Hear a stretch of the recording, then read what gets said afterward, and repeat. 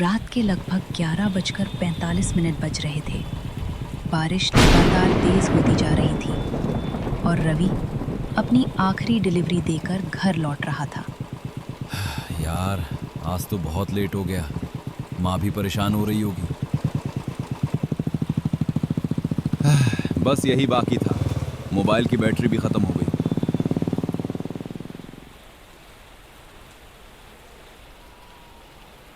अबे, अब ये क्या हुआ? चल ना भाई, अभी मत रुक। एक तो बारिश का मौसम और अब ये बाइक को भी अभी बंद होना था।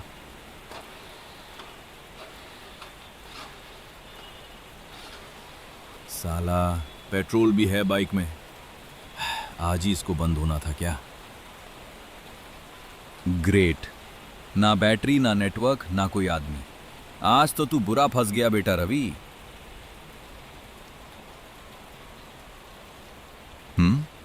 कौन है? कोई है क्या वहां? हाँ, इतनी रात में दुकान? चल बेटा रवि, देखते हैं कुछ मदद मिल जाए। रवि को नहीं पता था वो जिस दुकान की तरफ बढ़ रहा है वहां से आज तक कोई पहले जैसा वापस नहीं लौटा। जंगल के बीच इतनी रात में खुली हुई वो दुकान। रवि चलते हुए उस दुकान के पास पहुंच जाता है। चलो, जान में जान आ गई। कोई तो मिला इतनी रात में। थोड़ा सुनते हो भाई साहब? आजा आजा बेटा, बहुत भीग गया है तू। एक कप चाय पी ले, थोड़ी गर्मी महसूस होगी। हाँ भाई साहब, एक कप गर्मा गर्म चाय दे दो जल्दी। लेकिन एक बात समझ नहीं आई, इतनी रात में दुकान चालू? अच्छा हुआ जो मुझे आपकी दुकान दिख गई। हाँ बेटा, मेरी दुकान रात 12 बजे ही खुलती है। और रही बात तुम्हें दिखाई देने की, तो हर कोई खोया हुआ इंसान इसी दुकान पर आता है। मतलब? मैं समझा नहीं भाई साहब। अरे तुम भी किस बात तुम्हें उलझ गए? तुम इस चाय के मजे लो, जल्दी से पियो, गरम है।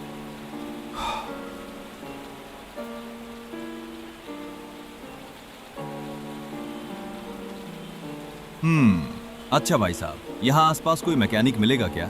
मेरी बाइक खराब हो गई है। इस रास्ते पर इतनी रात में कोई नहीं मिलता, सिवाय मेरे। शुक्रिया भाई साहब। कितने पैसे हुए चाय के?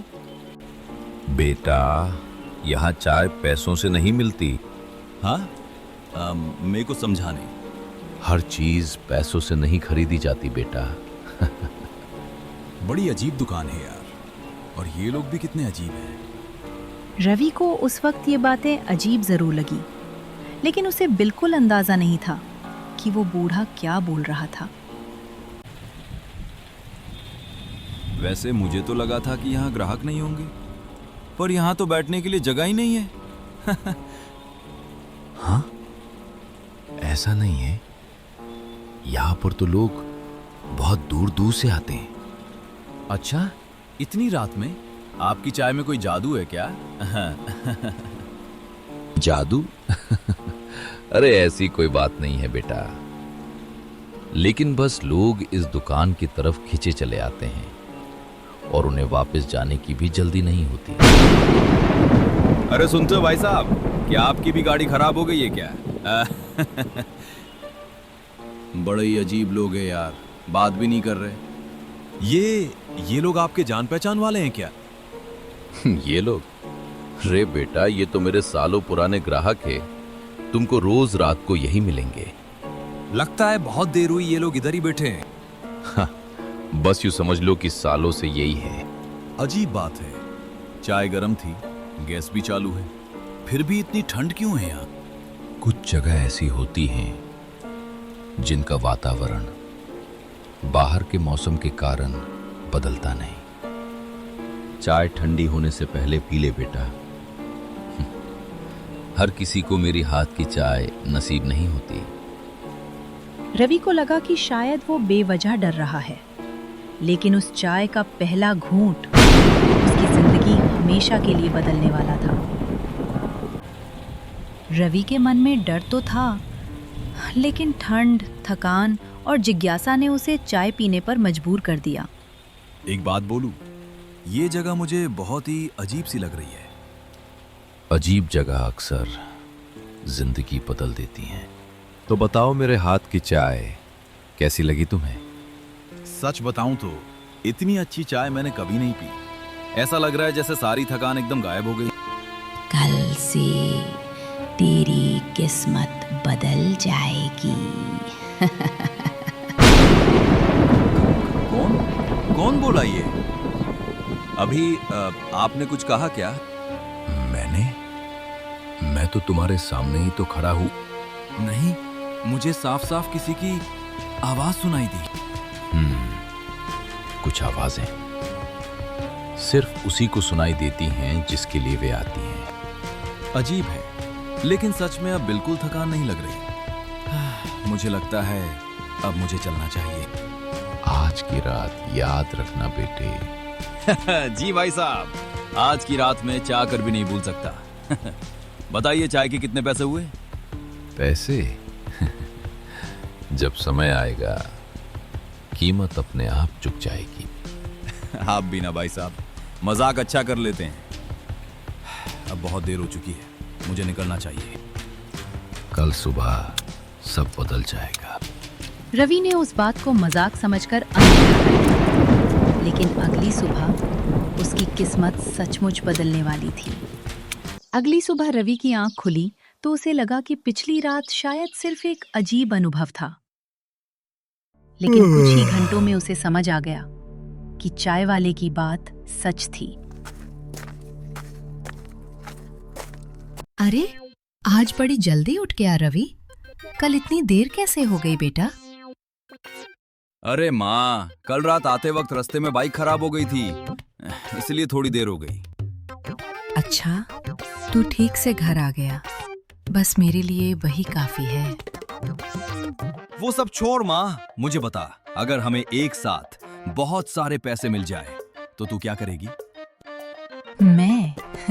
मैं तो पहले घर का किराया भरूंगी और बचे हुए पैसों से तेरे लिए एक अच्छी सी मोटरसाइकिल खरीद लूंगी। रवि काम पर जाते समय सड़क किनारे एक चमड़े का बटुआ देखता है। वो उठाकर खोलता है। अरे, इसमें तो बहुत सारे पैसे हैं। वह आसपास देखता है, लेकिन वहाँ कोई नहीं होता। तभी रवि को उसके बॉस का कॉल आता है। रवि, तुरंत ऑफिस पहुंचो, तुम्हारे लिए एक अच्छी खबर है। अच्छी खबर? मेरे लिए? ठीक है सर, मैं रास्ते में ही हूँ, बस अभी आया। रवि जल्दी से ऑफिस पहुँच जाता है। बधाई हो रवि, पिछले एक साल में तुमने सबसे ज्यादा डिलीवरीज की हैं। तुम्हारी इस मेहनत को देखकर कंपनी ने तुम्हें अब सुपरवाइजर बना दिया है। क्या? सच में सर? ये तो बहुत खुशी की बात है। हाँ, और सैलरी भी लगभग डबल हो गई है। अब रवि को कल रात उस बूढ़े आदमी की बात याद आ जाती है। कल सुबह सब बदल जाएगा। उस आदमी की बात तो सच निकली, लेकिन ये कैसे पॉसिबल हो सकता है? रवि शाम को घर लौटकर सारी बात अपनी माँ को बता देता है। माँ, आज मेरा प्रमोशन हो गया माँ, मैं सुपरवाइजर हो गया और मेरी सैलरी भी अब डबल हो गई है। सच बेटा, सब भगवान के आशीर्वाद से हुआ है। कल सुबह में भगवान को प्रसाद में खीर चढ़ाऊंगी। और मुझे रास्ते में एक बटुआ भी मिला, उसमें बहुत पैसे थे। वहां आसपास कोई नहीं था तो मैं ले आया। लगता है भगवान ने तेरी सुन ली बेटा। देखते देखते रात हो जाती है। मुझे उस चाय वाले से मिलना होगा, शायद ये सब उसी की वजह से हुआ है। रवि की जिंदगी में खुशियां आने लगी थी, लेकिन उसे नहीं पता था कि हर अचानक मिली हुई दौलत अपने साथ एक छुपी हुई कीमत लेकर आती है। उस रात के बाद रवि खुद को रोक नहीं पाया। वो बार बार उसी चाय की दुकान पर जाने लगा और हर बार उसकी जिंदगी थोड़ी और बेहतर होती गई। नमस्ते भाई साहब, पहचाना मुझे? कल रात को आया था मैं। लगता है आपकी चाय सच में कमाल करती है। हाँ बेटा, क्यों नहीं पहचानूंगा। और रही बात चाय की, तो मैंने सिर्फ चाय दी थी, बाकी किस्मत ने किया। कल से सब बदल गया है। मेरी हालत अब पहले से बहुत अच्छी हो गई है। अगर तू रोज आता रहा तो और बहुत कुछ बदल सकता है। रवि चाय पीता है। अगले दिन उसे और फायदे होते हैं। पुराने कर्ज चुक जाते हैं, नई बाइक खरीदता है, घर की मरम्मत शुरू होती है। बस ऐसे ही भगवान की कृपा दृष्टि बनी रहे। इतने सालों में जो नहीं हुआ वो बस कुछ दिनों में हो गया। हाँ माँ, अब हमारी किस्मत साथ दे रही है। रवि अब हर रात घड़ी देखता, रात के 11:30 बजने का इंतजार करता। आज नहीं गया तो पता नहीं सब रुक न जाए। ऐसे ही दिन बीतने लगते हैं। एक दिन रवि के घर में, बेटा रवि, तू ठीक तो है ना? देख तेरा चेहरा कैसे मुरझा सा गया है। अरे माँ, मैं बिल्कुल ठीक हूँ, एकदम फर्स्ट क्लास। बस थोड़ा वर्कलोड बढ़ गया है, इस वजह से आपको ऐसे लग रहा होगा। घर में पैसे तो आए हैं, पर तेरे चेहरे की चमक चली गई है।